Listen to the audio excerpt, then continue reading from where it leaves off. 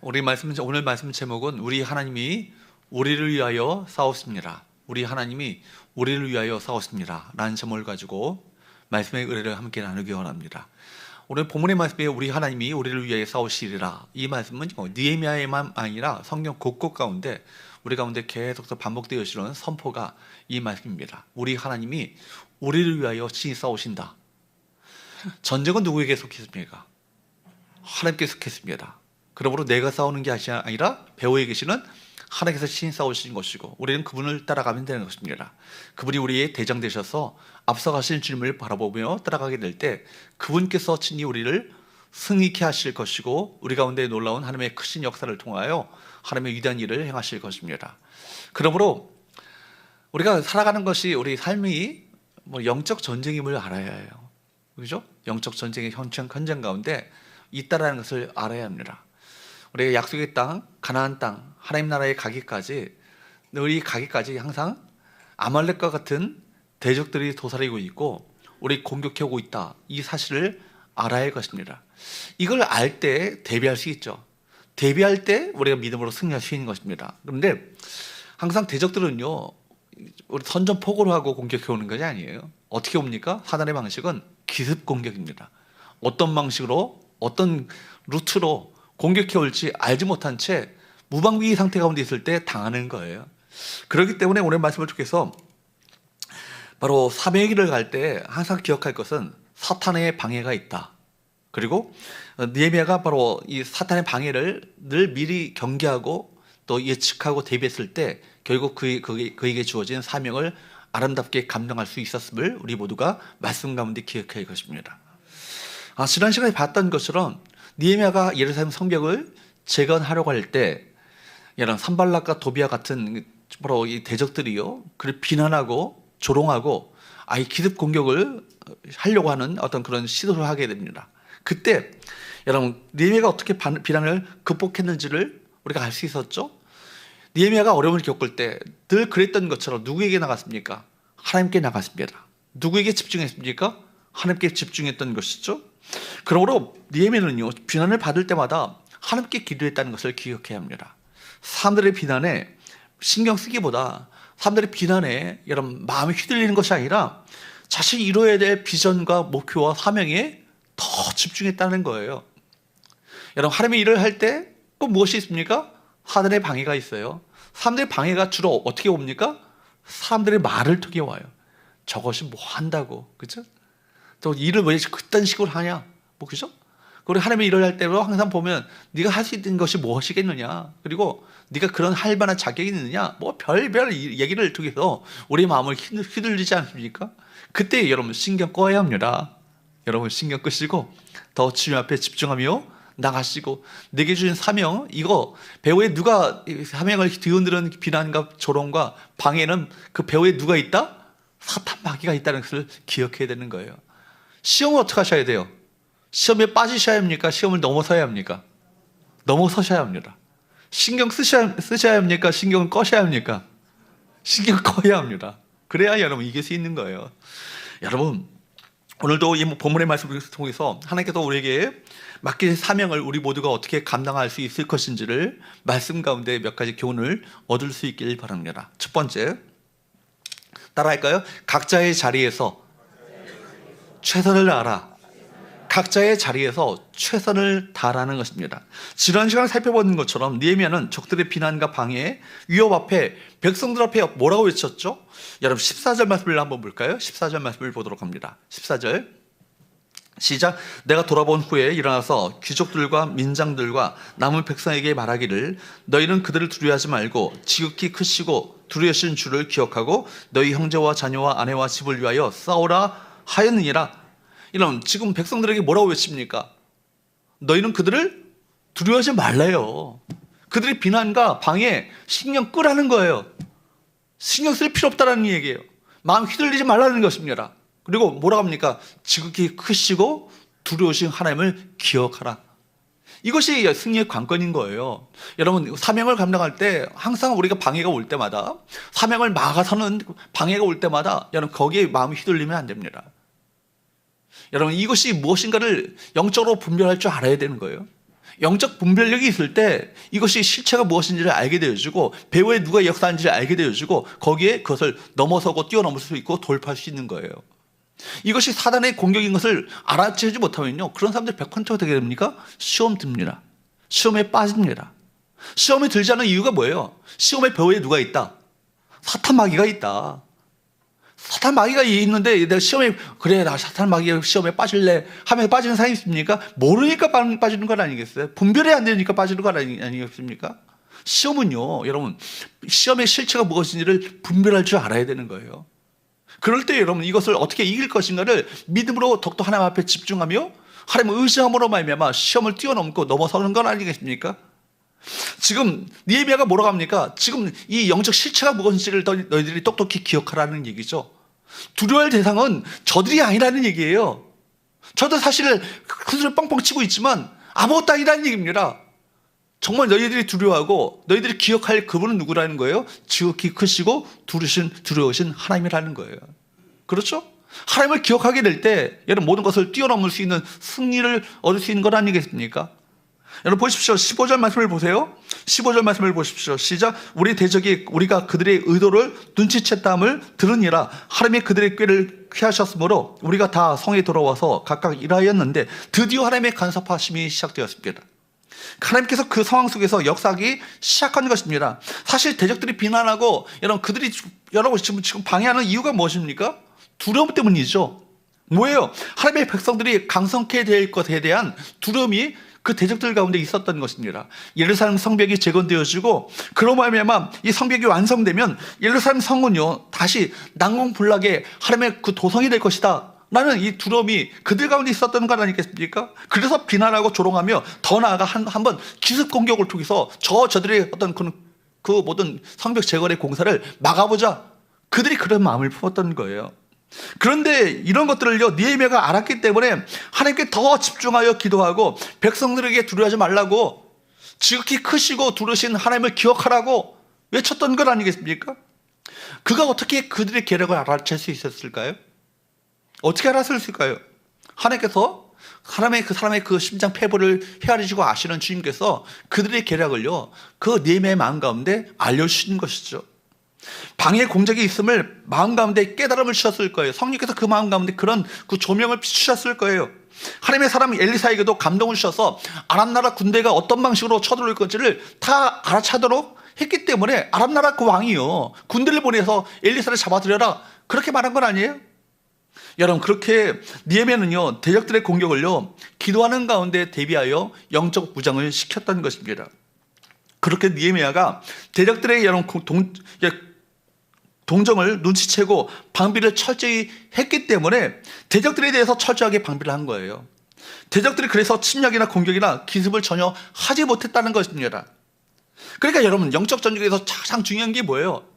에베소서 6장 18절 말씀에 보면 뭐라고 해요? 모든 기도와 간구를 하되 항상 성령 안에서 기도하고 이를 위하여 어떻게 힘쓰라고요? 깨어 구하기를 항상 힘쓰며. 기도의 관건은 뭐예요? 이 기도에 있어서 영적 전쟁에서 기도의 관건은 뭐예요? 깨어 구하는 거예요. 깨어 있어서 구하는 거예요. 항상 깨어 있어서 구하기를 항상 힘쓰며 라고 말합니다. 이것이 관건이죠. 그러니까 바울은요 거듭거듭 서신서에서 뭐라고 합니까? 그냥 기도하라가 아니라 항상 깨어 있으라, 항상 기도하고 기도에 깨어 있으라라는 얘기를요 반복해서 이야기하고 있어요. 그렇기 때문에 지금 산발랏이나 도비아가 기습 공격을 하려는 것을요 포기하게 된 것입니다. 그들의 의도를 눈치챘다함을 듣고 이렇게 그들이 이제 기습 공격을 포기하게 되는데 성경은 이것을 뭐라고 표현합니까? 하나님께서 그들의 꾀를 뭐 하셨다고요? 피하셨다. 하나님이 그들의 꾀를 피하셨으므로 그렇게 말합니다. 잘 보십시오. 내가 죽도록 지켰는데 고백을 뭐라고 하고 있어요?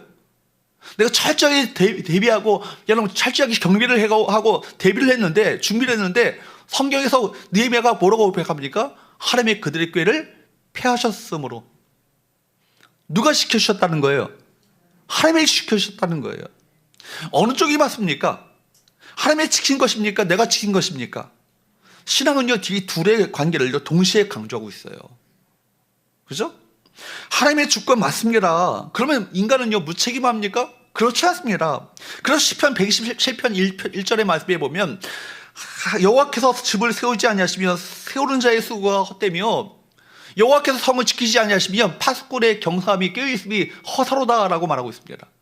뭐예요? 하나님께서 지켜주셔야 한다는 것이죠. 이것이 신앙 고백이죠. 그런데 여러분 보세요. 하나님께서 지켜주셨으면 됐지. 내가 뭐 지킬 게 있습니까? 그러나 하나님께서 지키시기 때문에 그래서 우리는 모든 것을 철저하게 준비하단 말입니다. 여러분, 모든 노력을 기울인다는 거예요. 모든 헌신을 기울인다는 것입니다. 지난 시간에 스펄전 목사님의 말을 제가 인용했습니다. 모든 것이 기도에 달린 것처럼 기도하라. 그러나 준비할 때는 모든 것이 준비에 달려있는 것처럼 철저하게 준비하라는 거예요. 그렇죠? 여러분, 그러므로 하나님께서 대적들의 꾀를 피하실 때 우리가 할 일은 무엇입니까? 결국 하나님께서 그렇게 역사하셨을 때 우리가 할 일은 뭐예요? 그냥 넉놓고 있는 거예요? 이제 하나님께서 다 하셨으니까 앞으로 다 하실 것이라 하면서 넉놓고 있으면 되는 것입니까? 그렇지 않아요. 다 성에 돌아와서 각각 일하였는데 이거예요. 분명한 하나님의 약속이 있죠. 그죠? 분명한 하나님의 약속이 있습니다. 그 약속의 말씀이 이루어지기까지 각각의 자리에서, 각자의 자리에서 최선을 다하는 것이 참으로 중요하다는 거예요. 여러분, 어떤 방해와 공격이 있어도 내 자리로 돌아와서 여전한 방식으로 출근하고 여전한 방식으로 살림하고 각자 해야 할 일을 최선을 다하는 것이 하나님의 역사를 이루는 인생이라는 것입니다. 여러분, 사랑하는 여러분, 나의 섬김과 봉사에 대해서 이러쿵 저러쿵 소리가 많이 들릴 거예요. 그죠? 그래도요, 묵묵히 봉사의 자리, 섬김의 자리를요, 포기하지 마셔야 합니다. 여러분, 포기한다면 누구의 계략에 말려드는 거예요? 사탄의 계략에 말려드는 거예요. 야, 그래, 내 뜻대로 잘 되네. 사탄은 박수 칠 거예요. 그렇죠? 여러분, 최선을 다해서 사명을 감당해야 합니다. 묵묵히 하늘의 말에 휘둘리지 않냐고 올곧게 그 길을 걸어가게 될 때 마침내 그에게 무엇이 주어질까요? 상이 주어지는 거예요.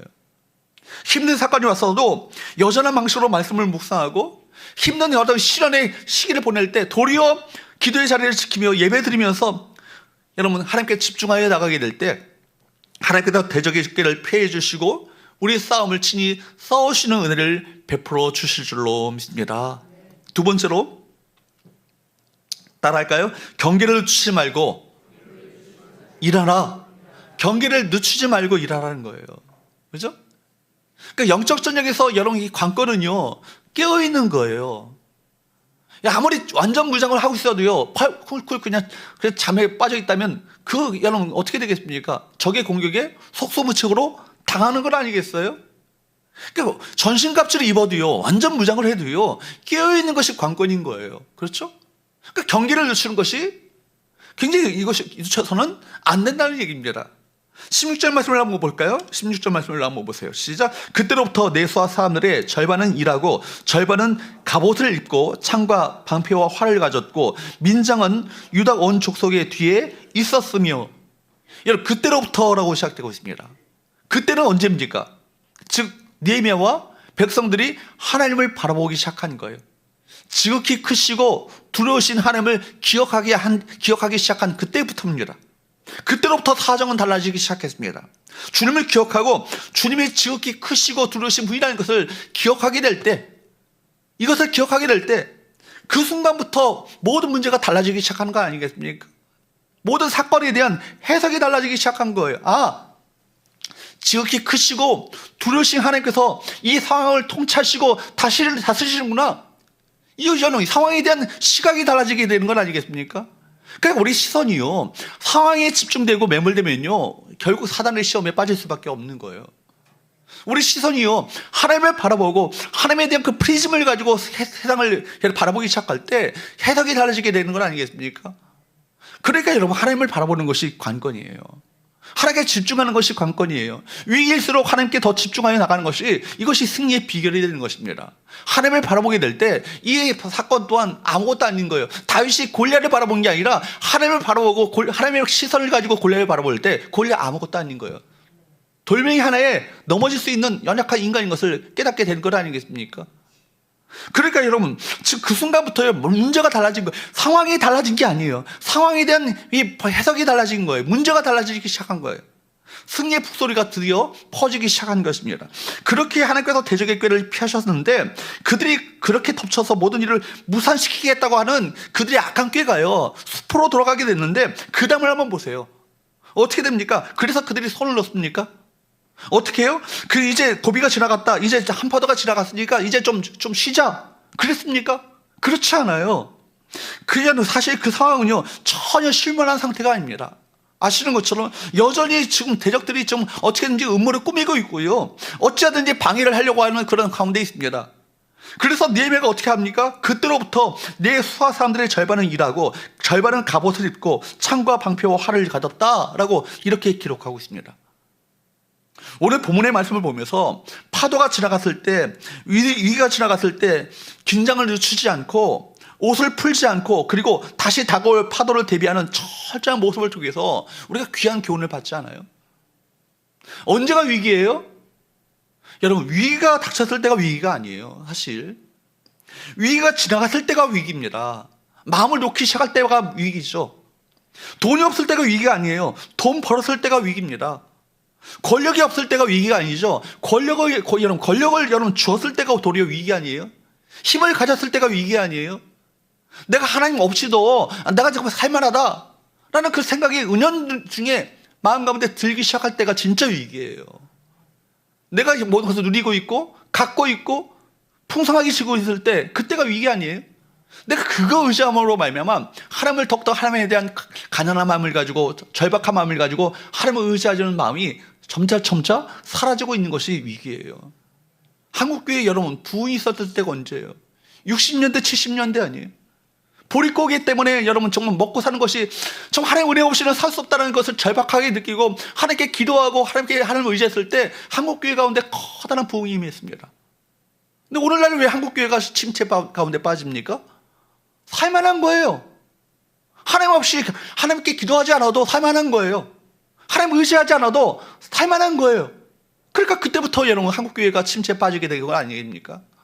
풍요가 위기예요. 부요가 위기예요. 이스라엘 백성들을 한번 보세요. 나라가 강성해지기 시작할 때 그때부터가 위기에 빠지게 되는 건 아닙니까? 사실 그때 영적으로 가장 위험한 때죠.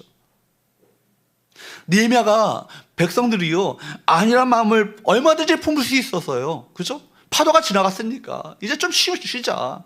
좀 쉬면서 쉬엄쉬엄하자. 그런 마음을 품을 수 있었는데 그런데 느헤미야가 어떻게 합니까? 사탄의 꾀를 피한 때부터 한 단계 더 발전합니다. 절반의 일원은 일하게 하고요. 절반은 파수하는 거예요. 경계 근무를 서도록 하는 거예요. 그들의 계획이 수포로 들어갔다 해서 절대로 마음을 놓지 않습니다. 성전 재건 공사에 최선을 다하되 그것을 유지하는 경제 태세를요 더 강화시키는 거예요. 대적들의 공격이 어떤 방식으로 어떤 형편 어떤 루트로 쳐들어올지 모르기 때문에. 그래서 여러분 우리가 전쟁에서 군대 갔다 오신 분들은 그런 얘기를 많이 우리가 잘 알지 않습니까? 전쟁에 피한 군인은 용서할 수 있을지만 경계에 실패한 군인은 절대로 용서받을 수 없다고. 왜 그래요? 전쟁에 패한 군인은요 본인이 혼자 죽으면 되지만 경계 근무에 실패하게 되면 어떻게 됩니까? 백성들 다 죽고 마는 거예요. 그렇죠? 그래서 17절 18절 말씀을 보세요. 17절 18절 시작. 성을 건축하는 자와 짐을 나르는 자는 각각 한 손으로 일을 하며 한 손에는 병기를 잡았는데 건축하는 자는 각각 허리에 칼을 차고 건축하며 나팔 부는 자는 내 곁에 섰었느니라. 또 일하는 자들의 자태를 한번 보세요. 성전을 건축하는 자와 짐을 나르는 자는요 한 손에는 일을 하고요 한 손에는 뭘 잡아요? 병기를 잡는 거예요. 건축하는 자는 또 어떻게 합니까? 두 손으로 일을 해야 되니까 여러분 허리에 칼을 찼습니다. 이건 뭘 말해주는 거예요? 뭘 말해주고 있습니까? 무기를 들고 일하고 무기를 들고 물기로 가며 무기를 들고 여러분 건축하는 게 이게 말이 됩니까? 이해가 되십니까? 이처럼 매일매일 해가 뜰 때부터 해가 질 때까지 절반은 창을 들고 경비하게 하고 나머지 절반은요 무기를 들고 일하도록 했다는 얘기입니다. 느헤미야가요 하나님을 의지하여 했다고 아무 일도 하지 않는 게 아니에요. 넉넉히 있었던 것이 아니에요.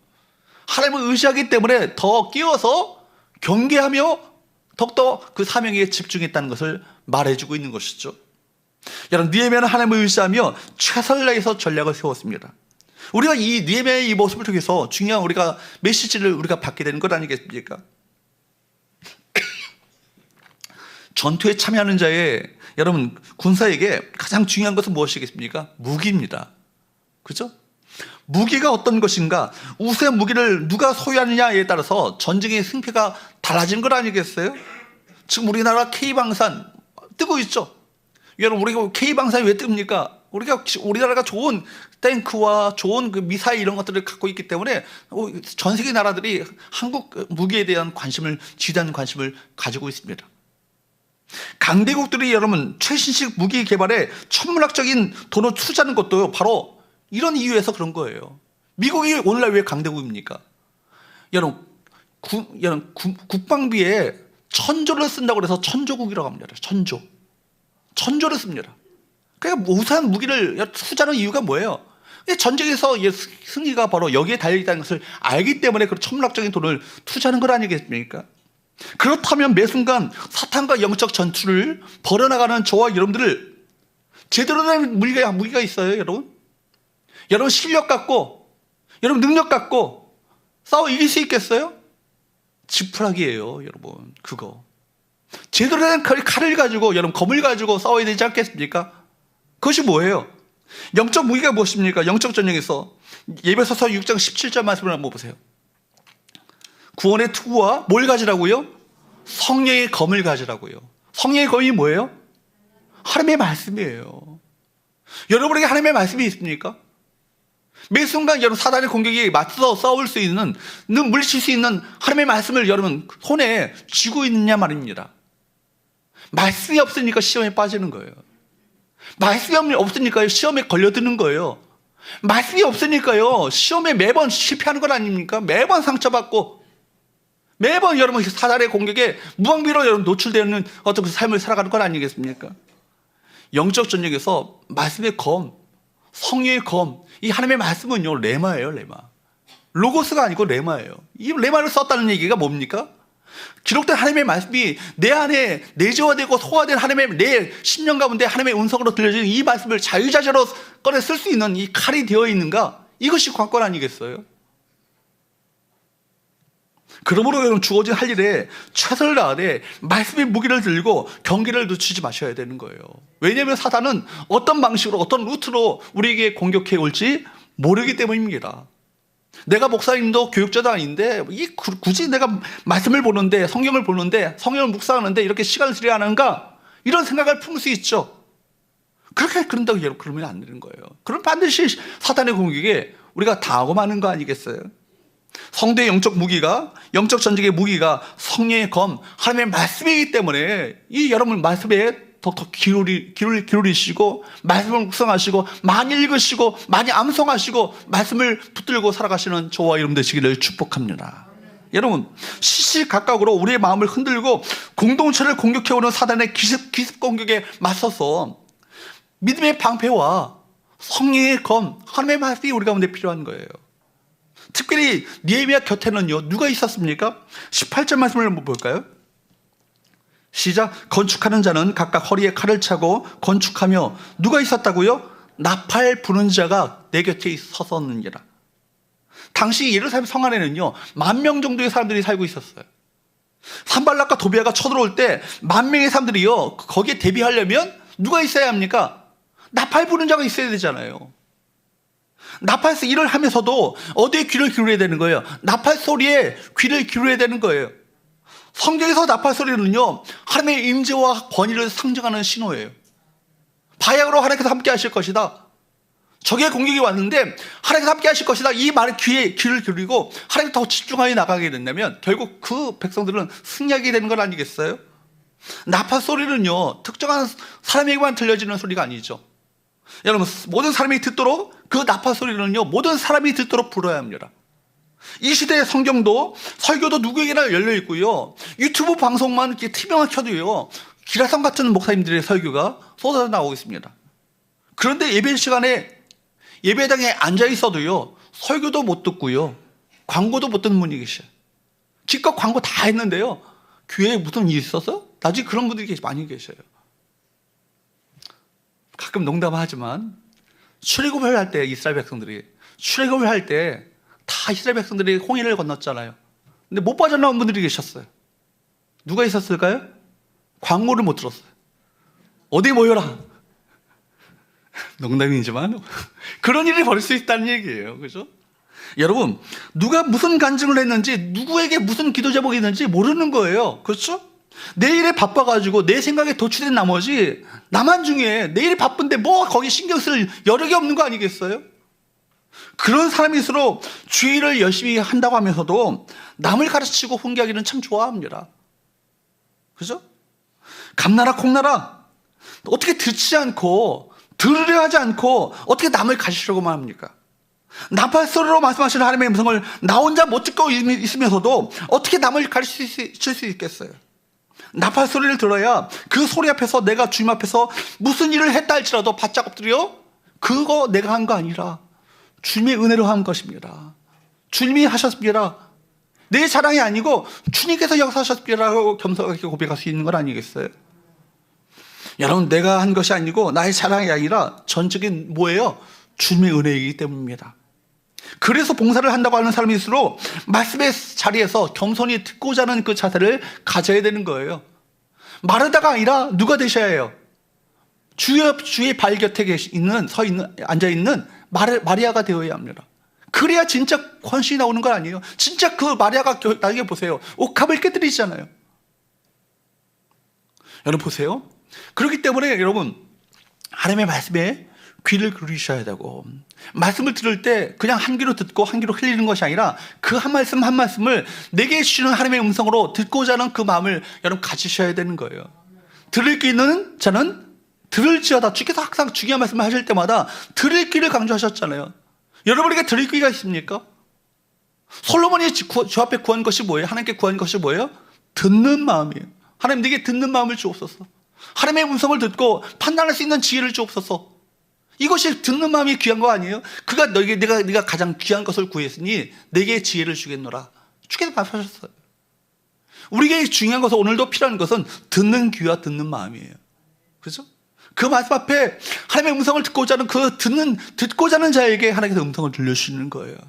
오늘도 말씀이 선포될 때 여러분 10년 가운데 듣는 마음이 있게 되기를 축복합니다. 듣는 귀가 열어줌으로 말미암아 여러분 10년 가운데 하나님의 음성이 똑똑히 나팔 소리와 같이 좀 호령 소리와 같이 들려지는 놀라운 역사가 있게 되기를 주부로 축복합니다. 21절 말씀에 보면 동틀 때부터 별이 나기까지 창을 잡았어요. 22절 말씀에 보면 아예 어떻게 합니까? 예루살렘 성전에서요 잠을 자요. 집으로 돌아가지 않고 성전에서 잠을 자면서 밤에는 파수하고 낮에는 일합니다. 그뿐만이 아니죠. 23절 말씀을 한번 보세요. 시작. 나나 내 형제들이나 종자들이나 나를 따라 파수하는 사람들이나 우리가 다 우리의 옷을 벗지 아니하였으므로 물을 기르러 갈 때에도 각각 병기를 잡았느니라. 대적들이 틈을 타지 않도록 밤낮으로 깨어서 옷을 벗지 않고 병기를 손에서 놓지 않았대요. 여러분, 옷을 벗지 않는 거 얼마나 불편하고 갑갑한 일이에요. 위기 상황이니까 가벼운 옷도 아니고 전투복처럼 두꺼운 옷을 입었을 텐데 갑옷을 입고 여러분 잠을 잔다고 생각해 보세요. 저는 잠을 잘 때요 양말도 못 신고 자요. 양말 신으면 잠이 안 와요. 다 벗어야 돼요. 그래야 여러분 편하게 잠을 잘 수 있는 건 아니겠어요? 근데 얼마나 갑갑하겠어요. 그런데 여러분, 평소에 불편한 그 갑옷, 평소에 불편한 그 갑옷이요 전쟁이 날 때 어떻게 됩니까? 그것이 나를 지켜주는 거예요. 여러분, 불편하고 힘들고 어려운 것이라고 생각하는 그 사명, 그것이 여러분 영적 전쟁에서 결국 그것이 여러분에게 여러분의 영혼을 지켜준다고요. 그래서 에베소서 6장 말씀에 보면 바울 사도는요, 우리가 영적 싸움을 해나갈 때 가장 중요한 것이 무엇인가? 뭐라고 말해요? 에베소서 6장 10절에서 11절 말씀 보세요. 시작. 끝으로 너희가 주 안에서와 그 힘의 능력으로 강건하여지고 마귀의 관계를 능히 대적하기 위하여 하나님의 전신갑주를 입으라. 누구나 예외가 없어요. 마귀의 관계가 우리 모두에게 다 향해 있다는 얘기입니다. 여러분, 개인 각자에게도 마귀의 관계가 향하여 있고요, 우리 공동체에도 마귀의 관계가 향하여 있습니다. 그럴 때 이런 마귀의 관계를요 넉넉히 있으면 어떻게 되죠? 당하죠. 대비해야 되는 거예요. 경계해야 되는 거예요. 그러니까 대비하고 경계하기 위해서는 어떻게 해야 합니까? 그것을 능히 대적하기 위해서 어떻게 하라고요? 하나님의 전신갑주를 입으라고요. 여러분 보세요. 여기 입으라는 말 자체가 엔디사스테라는 히라보예요. 엔디사스테라는 말 자체는 한번 입었으면 벗지 말라는 얘기예요. 이 말뜻 자체가 그냥 한번 입어보라는 게 아니라 한번 입고서는 이제는 절대로 벗어서는 안 된다는 얘기예요. 그러니까 여러분 한번 입은 다음에는 여러분 입어두라는 얘기죠. 벗지 말라는 얘기죠. 군인은 일단 전쟁에 나가면 뭘 입어요? 갑옷을 입고 사는 거예요. 그죠? 완전 무장을 하며 살아가는 거예요. 적이 언제 어디서 쳐들어올지 모르는 상황에서 적이 쳐들어온 다음에 갑옷을 입으려고 한다면, 그제서야 완전 무장을 하려고 한다면 이제는 늦었기 때문입니다. 내가 갑옷을 단단히 입고 무기를 들고 정신을 바짝 차리고 경계하는 것을 알면요, 적은 함부로 우리를 공격해 올 수 없는 거예요. 70년대 헨리 키신저가 창출했던 외교 용어가 있어요. 데땅트라는 말이 있어요. 이 말이 뭐예요? 나를 강력하게 만들어가지고 상대 공격 의지를 미리 예봉을 꺾어버린다는 얘기예요. 내가 강력하게 준비되어서. 여러분, 핵무기를 나라들이 왜 강력히 개발하려고 그래요? 핵무기를 갖고 있으면요, 나라가 함부로 쳐들어올 수 없는 거예요. 북한이 왜 핵무기에 현안이 되었습니까? 미국이 함부로 쳐들어올 수 없도록 만들기 위해서 핵무기를 개발하려고 하는 거 아니겠습니까? 내가 단단하게 준비되어 있고 말씀과 기도의 칼이 살아있으면요, 사단이 함부로 나를 공격할 수 없다는 얘기입니다. 진정한 영적 전쟁은요, 사단의 공격 의지를요 아예 미리 차단해 버리는 거예요. 싸우기 전에 승리하는 거예요. 그죠? 여러분, 단단히 무장하며 일했던 까닭에 적이 함부로 공격해 오지 못했던 니헤미야처럼 우리도 하나님의 전신갑주를 입고 성령의 완전 무장을 하며 여러분 믿음으로 승리하는 저와 여러분 되시기를 주로 축복합니다. 이스라엘 백성들이 장화에서 이렇게 열심히 순종한 것이 뭐예요? 지금 이 위기라는 것을 알았기 때문입니다. 위기잖아요. 이 나라도 지금 위기잖아요. 새벽기도 이게 조금 더 나왔습니다. 금요기도 보니까 좀 더 많은 성도들이 나왔더라고요. 위기인 것을 알기 때문에. 내 힘으로는 대적의 조롱과 방해를 이길 수 없고 하나님께서 친히 싸우셔야 한다는 것을 절감했기 때문에 지금 백성들이 더 헌신했던 건 아니겠어요? 하나님의 은혜 없이는 살 수 없다는 이 가난한 마음, 절박한 마음이 참 귀한 거예요. 여러분, 왜 초심을 잃어버립니까? 왜 처음 사랑을 왜 잃어버립니까? 여러분, 하나님의 은혜가 어느덧 그렇게 필요하지 않아. 그죠? 얼마든지 내 힘으로 살아갈 수 있는 것처럼 착각하기 시작한서부터 내 마음 가운데 가난한 마음, 절박한 마음이 사라지는 건 아니겠어요? 벼랑 끝에 서 있게 되면 참호 속에서 기도하지 않는 사람이 없다고 말하는 것처럼, 그죠? 벼랑 끝에 서봐야 비로소 내가 이제는 하나님 없이는 살 수 없다는 것을 깨닫게 되어지고 하나님을 찾고 부르짖게 되는 것 아니겠어요? 하나님의 은혜 없이는 살 수 없다는 겸손하고 낮아진 마음으로 하나님만을 바라보게 되니까 성전 재건의 목적이 더 확고해지고 확실해지는 거예요. 위기 때에 이스라엘 백성들이 더 힘써 순종한 것처럼, 평탄할 때 순종한 것이 아니라 도리어 위기 때 더 헌신하고 순종했던 것처럼 힘들고 어려울 때 더 겸손히 순종하고 더 헌신하시는 저와 여러분 되시기를 축복합니다. 우리 위해 싸우시는 주님을 욕보이지 마십시오. 하나님이 싸우신 것을 만천하게 보일 수 있도록 내가 죽음에 이르는 순종과 여러분 겸손을 보이시게 될 때 주님께서 저와 여러분 가운데 함께 하실 것입니다. 마침내 우리를 승리케 하시는 놀라운 역사를 나타내 보여주실 줄로 믿습니다. 세 번째, 따라할까요? 우리는 이긴 싸움을 싸운다. 우리는 어떤 싸움을 싸우는 거예요?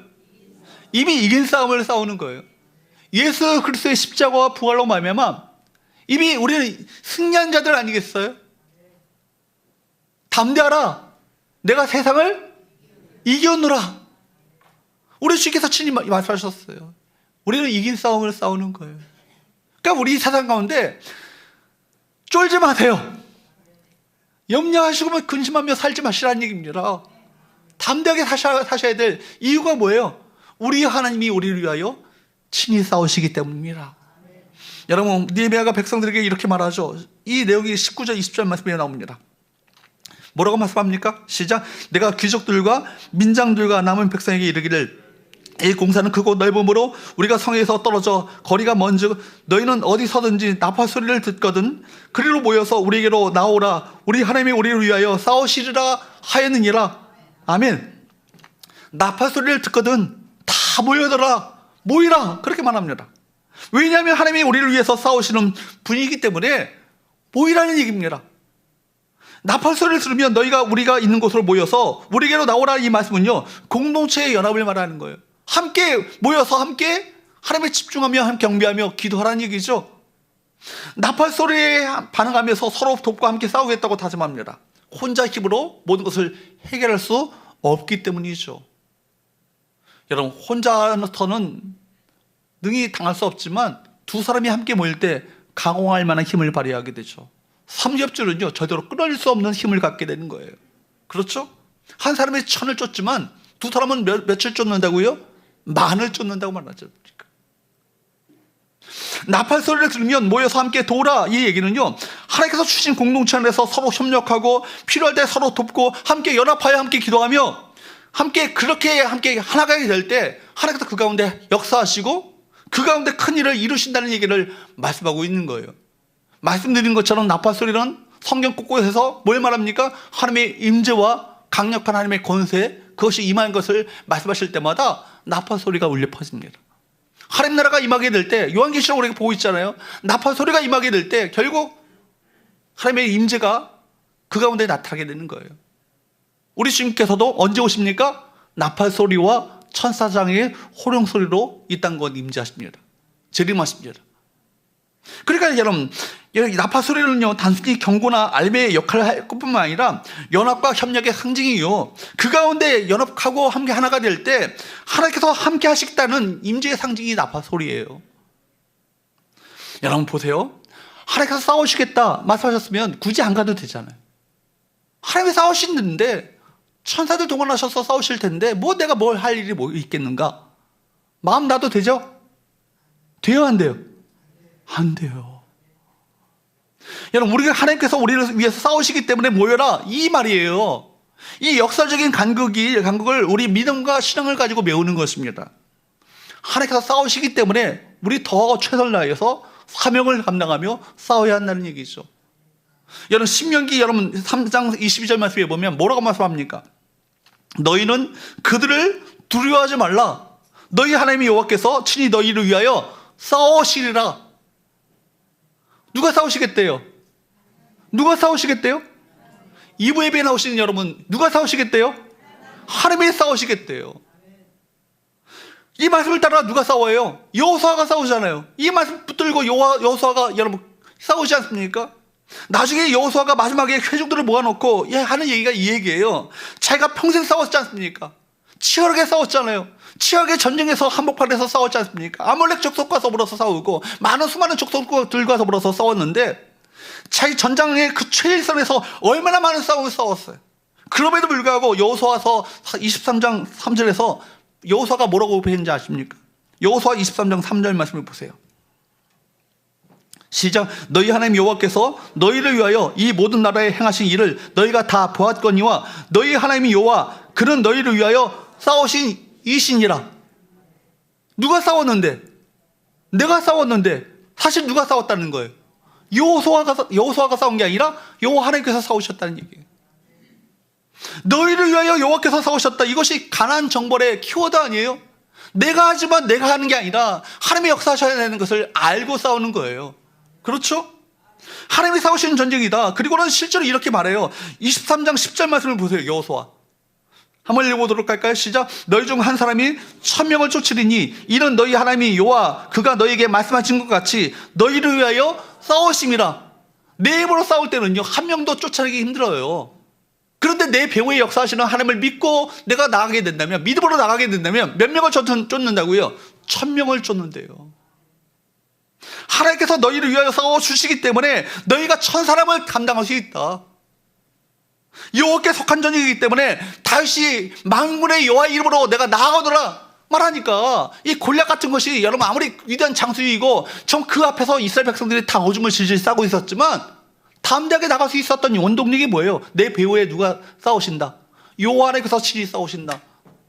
우리 하나님이 우리를 위하여 친히 싸우시리라. 이 마음 가운데 그 확신이 있으니까 담대하게 나갈 수 있었던 건 아니에요?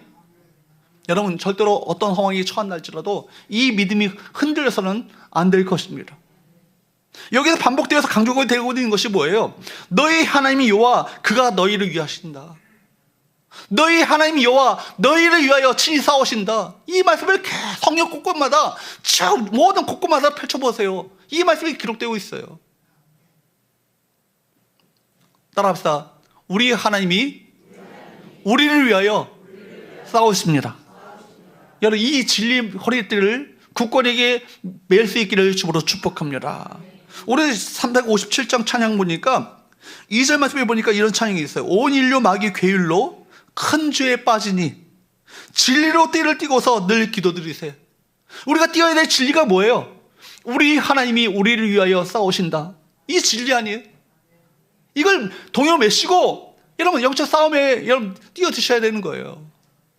로마서 8장에서 우리가 지난 금요일 날도 우리 김수환 목사님 이 말씀을 전했지만, 로마서 8장에서 하나님께서 우리를 향해 품으신 사랑이 무엇인가를 쭉 로마서 8장에서 말씀하고 있잖아요.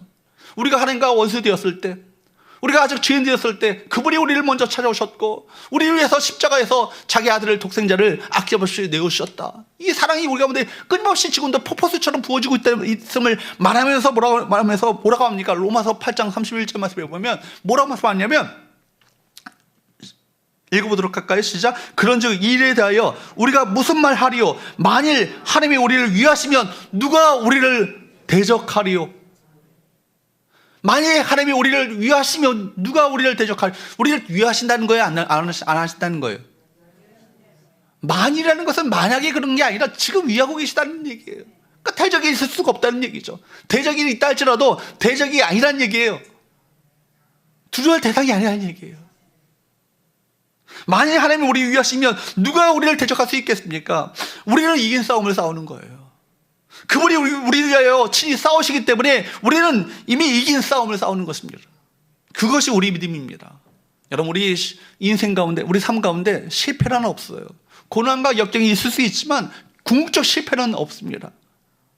우리는 이긴 싸움을 싸우기 때문입니다. 사랑하는 여러분, 우리를 지금 여기까지 이르게 하신 하나님을 우리가 기억해야 되는 거예요. 끊임없이 느헤미야는 하나님을 기억하라 말합니다. 우리 가운데 행하셨던 하나님, 지금도 우리 가운데 역사하고 계시고 앞으로도 우리 가운데 귀한 큰 일을 행하실 하나님을 기대하는 것, 이것이 신앙 아니에요? 에베네셀의 하나님이 임마누엘 되신 하나님이 되시고 여호와 이레의 하나님이 되셔서 앞으로도 우리 가운데 친히 인도해 가시며 이끌어 가실 그 하나님을 기억하는 것이 신앙이에요. 이것이 영적 전쟁의 승리의 관건이 된다는 얘기입니다. 여러분, 여기 보세요. 소유격이 중요하잖아요. 하나님이 우리를 위해 싸우신다는 게 아니라 우리 하나님이 우리를 위하여 싸우신다. 이게 중요한 거 아니에요? 그러니까 예배가 뭐예요? 거듭거듭 말씀드려요. 예배 시간마다 항상 기억할 것은 호소를 분명히 하는 거예요. 내가 신분이 무엇인가, 내 정체성이 무엇인가, 내가 누구에게 속해 있는가, 이걸 확인하는 자리가 예배 시간이에요. 우리 하나님이에요. 우리 하나님이 지금도 우리를 위하십니다. 자기 아들을 아끼지 않고 독생자를 아끼지 않고 우리 가운데 십자가에 내어주신 그분께서 뭔들 아끼지 않으시겠어요? 우리 사랑하십니다. 우리 위하십니다. 우리 함께 하시기를 기뻐하십니다. 그 하나님을 오늘도 붙들고 살아가시는 저와 여러분 되시기를 주부로 축복합니다. 다 함께 우리 일어나서 함께 찬양할까요? 여러분, 오늘도 우리 그분께서는요, 영적 전쟁 가운데 우리를 홀로 두지 않으세요. 우리의 대장 되셔서 앞서가셔서 우리를 위해 친히 위하시고 우리와 함께 하시며 우리를 위해서 친히 우리와 함께 하시는 놀라운 은혜를 우리 가운데 베풀어 주시길 기뻐하십니다. 그 하나님을 바라보며, 하나님, 이 전쟁 내게 속한 전쟁이 아닙니다. 이거 다 주 앞에 맡겨드리기 원합니다. 내가 더욱더 주님을 의지하며 믿음의 선한 싸움을 싸우기 원합니다. 내가 후퇴하지 않겠습니다. 물러서지 않겠습니다. 더 사명에 집중하여 하나님께서 원하시는 기뻐하시는 그 길을 내가 올곧게 걸어감으로 말미암아 주께서 우리 가운데 허락하시는 놀라운 승리의 기쁨을 맛보길 원합니다. 이런 마음을 가지고 함께 찬양하며 나가기 원합니다.